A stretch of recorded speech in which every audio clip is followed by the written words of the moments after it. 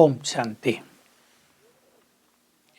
सभी राजयोगी ब्राह्मण कुलभूषणों के लिए एक नई सीरियल शुरू कर रहे हैं, गहन चिंतन।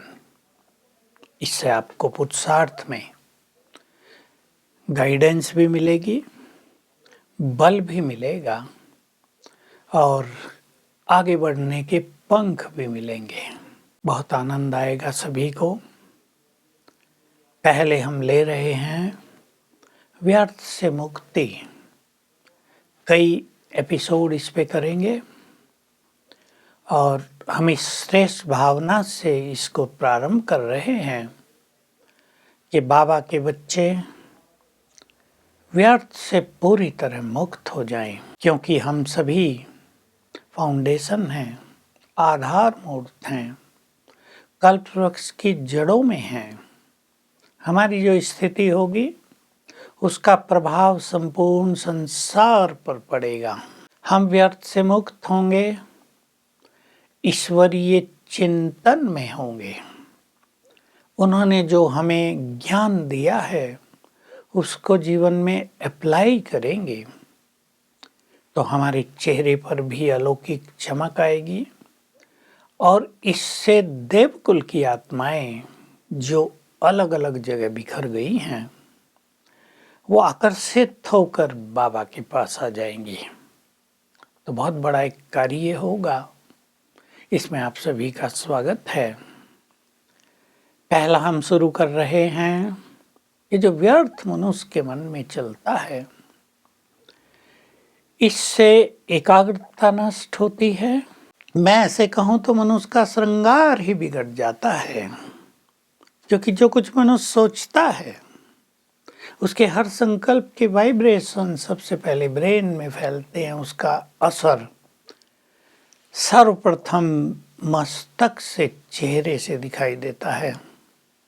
तो जो व्यक्ति बहुत व्यर्थ सोचता है उसका अपना जीवन तो जैसे विषैला होता ही जाता है, पर एक बैड एनर्जी उसके ब्रेन को जाने लगती है जो अनेक योग्यताओं को डैमेज करती है।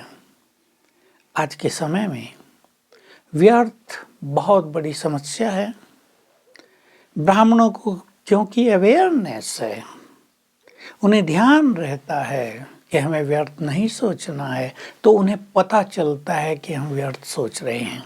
संसार में जो लोग हैं उसमें विशेष रूप से जो युवा वर्ग है और मातृशक्ति है, मैं दोनों की बात इसलिए कर रहा हूँ कि जब बड़े हो गए, मनुष्य अपने काम धंधों में लग गया तो उसका व्यर्थ थोड़ा कम भी हो जाता है, लेकिन मातृशक्ति और युवक भिन्न भिन्न तरह से व्यर्थ के शिकार होते रहते हैं।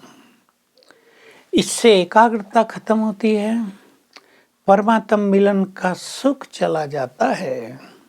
योग, राजयोग जो बहुत बड़ी चीज है, जिससे हम परमात्म शक्तियां प्राप्त करते हैं, प्योरिटी को प्राप्त करते हैं, जिससे वास्तव में आत्मा का श्रृंगार होता है, उसकी सभी बीमारियां दूर होती हैं।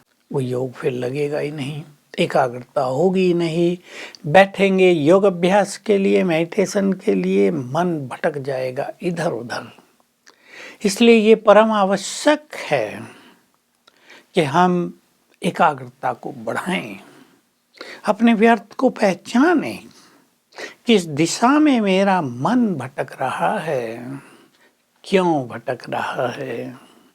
क्या ईश्वरीय ज्ञान लेकर हम उससे स्वयं को मुक्त नहीं कर सकते? जिस ज्ञान की हमें युगों से इंतजार थी, जिस भगवान की हमें तलाश थी, सब कुछ तो हमारे सम्मुख है। तो व्यर्थ में हम अपने जीवन के अनमोल समय को व्यतीत न करें, ये चिंतन सभी को करना है। मैं आप सभी को एक थॉट दे रहा हूँ और कुछ संकल्प ऐसे हैं जिनको हम हर एपिसोड में देना चाहेंगे, ताकि आप सभी को पुनः पुनः जागृति होती जाए। उसमें से एक है अपने इस जीवन की वैल्यू को समझना। जीवन बहुत मूल्यवान चीज है। और ब्राह्मणों का जीवन, संगम युगी जीवन, भगवान के द्वारा मिला हुआ अलौकिक जीवन, इसके तो कहने ही क्या। इसमें तो हम अपने श्रेष्ठ भाग्य का निर्माण कर सकते हैं, जिस श्रेष्ठ दिशा में अपने को ले जाना चाहे जा सकते हैं। जो मुक्ति के जिज्ञासु हैं वो मुक्ति की ओर बढ़ सकते हैं, जो जीवन मुक्ति में हायर स्टेटस प्राप्त करना चाहते हैं वो उनके कदम उसकी ओर बढ़ जाएंगे। तो अपने जीवन को वैल्यू देना, सभी अपने से पूछ लें, हम अपने जीवन को वैल्यू दे रहे हैं क्या? दुनिया में भी, संसार में लौकिक जीवन व्यतीत करने वालों के लिए भी जीवन बहुत मूल्यवान चीज होती है। कई लोग जीवन की वैल्यू को न समझ के इसके क्षणों को व्यर्थ गंवाते रहते हैं। कई फिर परेशान होकर जीवन का अंत करने का ही सोचते रहते हैं। कई तरह की बीमारियां बढ़ती रहती हैं। जीवन को वैल्यू देंगे, बहुत इम्पोर्टेंट बात है। और जीवन में दो चीजें सबसे महत्वपूर्ण, हमारे संकल्प, थॉट्स, विचार, और हमारा समय। कई लोगों को समय की वैल्यू नहीं होती है, पर हमें अपने समय को वैल्यू देनी है। ऐसा समय संगम युग का समय, भगवान से मिलन का समय, उससे सर्व खजाने प्राप्त करने का समय बहुत भाग्यवान और पुण्य आत्माओं को ही प्राप्त हुआ है।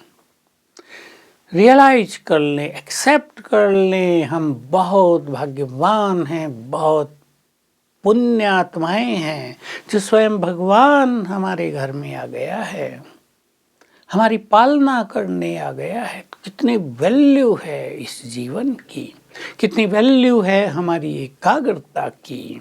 बहुत ध्यान देंगे, क्योंकि अगर व्यर्थ बहुत है, आप अपने घर में रहते हैं, व्यर्थ संकल्प चल रहे हैं, तो आपके घर में निगेटिव वाइब्रेशंस फैलते जा रहे हैं। उन निगेटिव वाइब्रेशन से अनेक समस्याएं पैदा हो रही हैं। आप कहेंगे बच्चे सुनते नहीं, बच्चे पढ़ाई नहीं पढ़ते, बच्चे फ़ोन पे रहते हैं, बच्चे इधर उधर लग गए हैं। जिम्मेदार आपके घर के वाइब्रेशंस भी हैं, और ये आपकी जिम्मेदारी है अपने घर के वाइब्रेशंस को पावरफुल बनाना। तो व्यर्थ होगा तो वाइब्रेशंस तो कमजोरी हो जाएंगे। आप ये नहीं सोचेंगे कि मैं अकेला, मैं अकेली, मैं क्या करूं। नो, अकेला सूरज आसमान में चमकता है, संसार को रोशन करता है।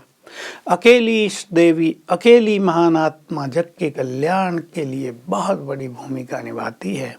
वाइब्रेशंस बहुत पावरफुल, बहुत पॉजिटिव करेंगे, क्योंकि अगर आपको व्यर्थ बहुत चलता है, उसका इफेक्ट आपके बॉडी पर आता है, जिनकी हम चर्चा करेंगे। टेंशन होती है, चिंताएं होती हैं, या परेशानियां होती हैं, जिनके कारण बहुत व्यर्थ चलता है, तो बॉडी पर उसका सीधा इफेक्ट आता है। वो देखने में आता है। अनेक बीमारियां, जिसको डॉक्टर कहते हैं साइकोसोमैटिक हैं, यानी मन से उत्पन्न हुई हैं, उसको हम बढ़ावा दे देते हैं। तो अगर हमें स्वस्थ रहना है, अगर हमें अपने घर के माहौल को प्यार और खुशी से भरपूर रखना है, यदि हम अपने चित्त को शांत करना चाहते हैं, तो आज एक संकल्प कर लें, हम व्यर्थ को समाप्त करेंगे। ये कल्प का अंतिम जीवन, अंतिम जन्म व्यर्थ में न बीते, यही हमारी बुद्धिमानी होगी, यही हमारी समझदारी होगी। तो आइए हम सभी मिलकर आज से दृढ़ संकल्प करें, बाबा को अपने प्यार में बांध लें। वो जो हमें संकल्प दे रहा है उनमें हम रमण करें, तो जीवन डिलाइटफुल हो जाएगा, जीवन आनंद से भर जाएगा, और संगम युग का एक एक पल हमें बहुत कुछ देने वाला हो जाएगा। हमें महसूस होगा हमारा जीवन देवताओं से भी बहुत श्रेष्ठ है। ओम शांति।